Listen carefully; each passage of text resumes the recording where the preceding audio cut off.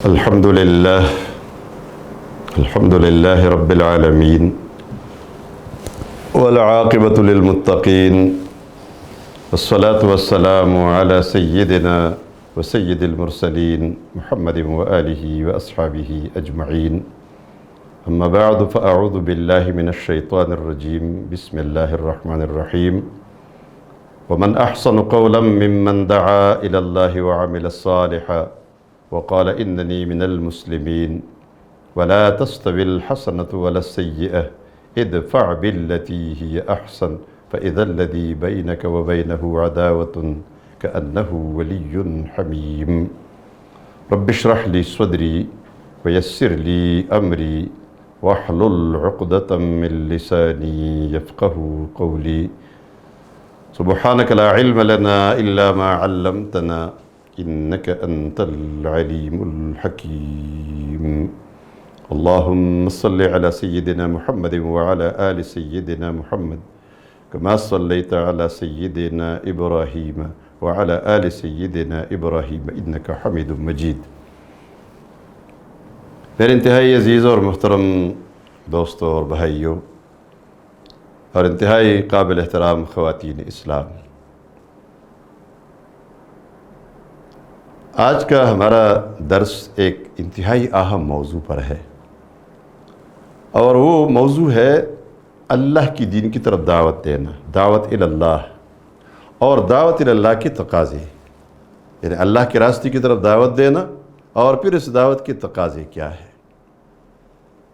یہ ایک انتہائی اہم موضوع ہے۔ ہم سب مسلمان ہیں، ہم مومن ہیں، اور ہر مومن داعی ہوتا ہے، ہر مومن مبلغ ہوتا ہے، ہر مومن اسلام کا داعی ہے، اور مومن کی شخصیت جب بن جاتی ہے تو مومن کی شخصیت خود بخود دعوت ہے۔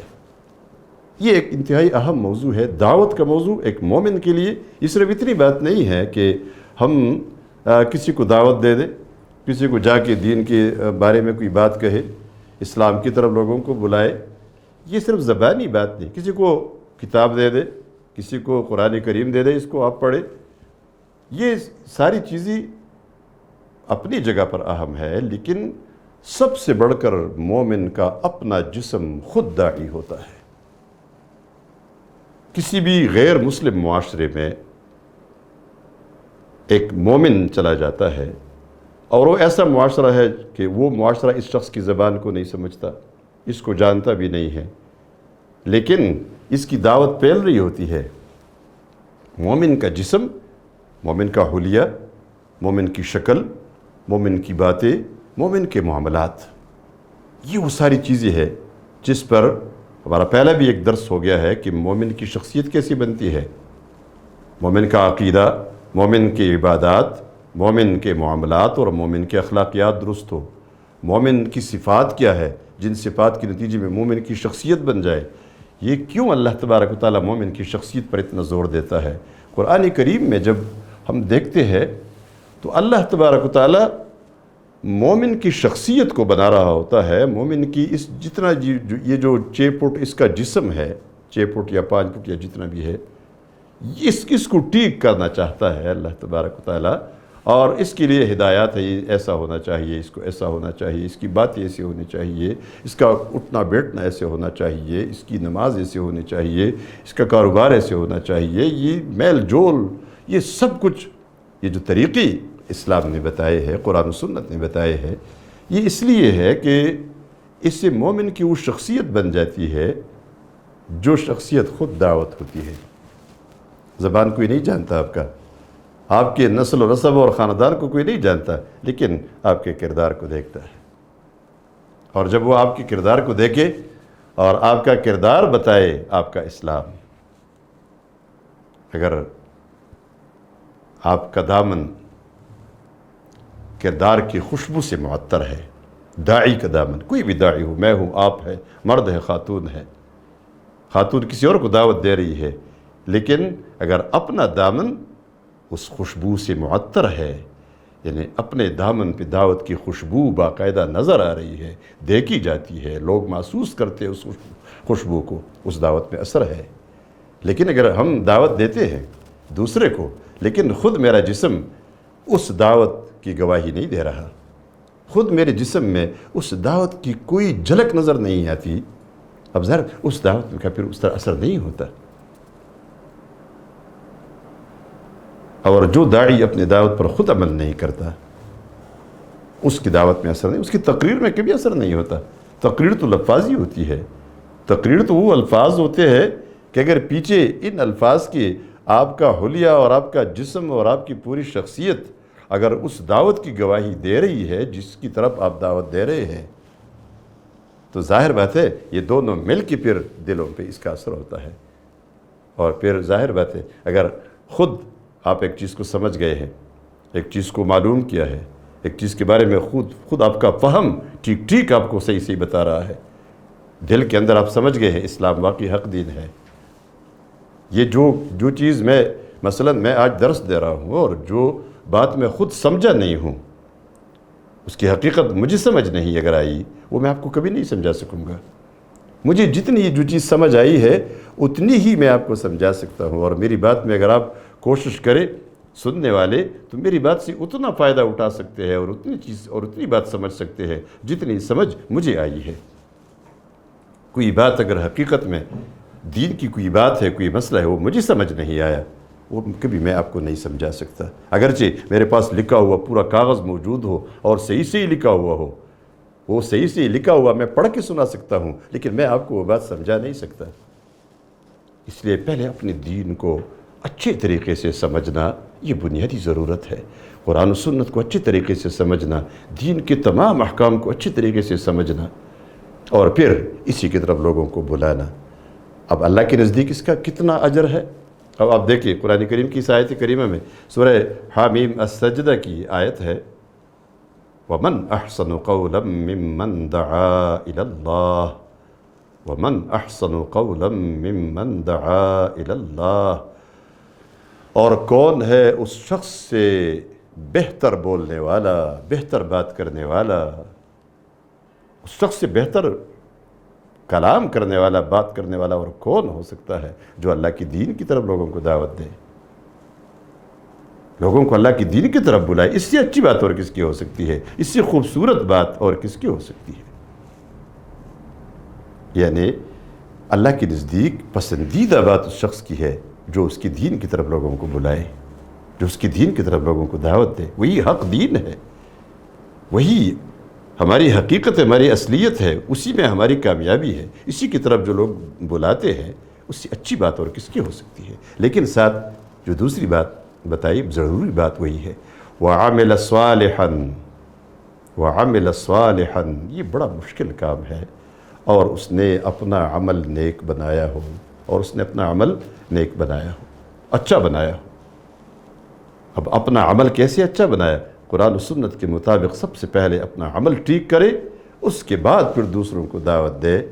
ویسے تو نیکی کی بات کہنا ہر وقت ثواب اور اجر ہے، لیکن اثر کس میں ہوگا؟ اللہ کے نزدیک سب سے اچھی بات کس کی ہوگی؟ جو خود عمل کرے اور لوگوں کو عمل کی طرف پھر بلائے۔ وَقَالَ إِنَّنِي مِنَ الْمُسْلِمِينَ، اور اسلام پر فخر کرے وہ۔ یہ مکی آیات ہے، یہ جو سورہ حامیم السجدہ ہے مکی صورت ہے، اور مکی دور وہ زمانہ تھا جس میں یہ بات کہنا کہ میں مسلمان ہوں اپنے آپ کو آگ کے انگاروں میں ڈالنا تھا، اس کے برابر تھا۔ ایسے موقع پر کوئی کہہ سکتا ہے نا میں مسلمان نہیں ہوں؟ ہمارے ہاں تو لوگوں کو ویڈیوز آئی ہے کہ جہاں بحیثیت مسلمان سبزی بیچنا مشکل ہو گیا تو لوگوں نے اپنے آپ کو ہندو کہنا شروع کر دیا۔ یہ آج کا تجربہ ہے، نہیں بالکل اب دیکھیں آج کا تجربہ ہے۔ بڑا افسوس ہوتا ہے، اگرچہ ہم ان لوگوں کو سلام پیش کرتے ہیں کہ پھر بھی وہ مسلمان رہتے ہیں اور تکلیفیں برداشت کرتے ہیں، لیکن یہ ایک آزمائش کی حالت ہے۔ آزمائش کی حالت میں کبھی اپنے ایمان کو چھوڑنا نہیں ہے، ایمان کو نہیں چھوڑنا۔ یہ چیزیں اگر مسلمان کے نام سے نہیں بک سکتی تو ہم ہندو کے نام سے بیچ دیتے ہیں، ہم اپنے آپ سے ہندو بنا لیتے ہیں۔ یہ مسلمان کی شان نہیں ہے، مسلمان کی شان نہیں ہے۔ تو ایسے موقع پر یہ کہنا ہاں میں مسلمان ہوں، یہ ہے استقامت کی بات، اور یہ ہے داعی کی اصل بات۔ تو فرمایا اس شخص سے اچھی بات اور کس کی ہو سکتی ہے جو اللہ کی دین کی طرف لوگوں کو بلائے، اپنا عمل خود صالح بنائے اپنی دعوت کے مطابق۔ یہ جو خوشبو ہے کردار کی خوشبو، اصل میں وہی اصل خوشبو ہے۔ ہمارا جو دامن ہے وہ کردار کی خوشبو سے خالی ہو گیا ہے، اور پھر خالی خولی ہمارے نعرے اور ہماری زبان کی باتیں رہ گئی ہے۔ چاہیے یہ ہمارا دامن کردار کی خوشبو سے معطر ہو، اس سے مالا مال ہو۔ کردار کی خوشبو داعی کا اسلحہ ہے۔